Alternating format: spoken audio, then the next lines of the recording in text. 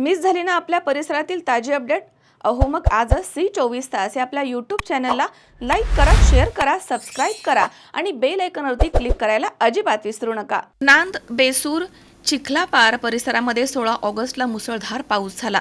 त्यामुळे या मार्गावरील चिखलापार गावाजवळील नांद नदीला मोठा पूर आला. या पुरामुळे उमरेड, बेसूर, समुद्रपूर या मार्गावरील वाहतूक मोठ्या प्रमाणात ठप्प पडली होती आणि अशा परिस्थितीमध्ये एका व्यक्तीने तात्पुरत्या स्वरूपामध्ये टाकलेल्या पुलावरून आपली दुचाकी नेली.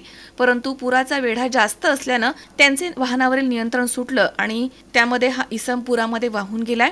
सदर इसम पिरवा येथील असून त्यांचे नाव पिंटू मुळे असं आहे.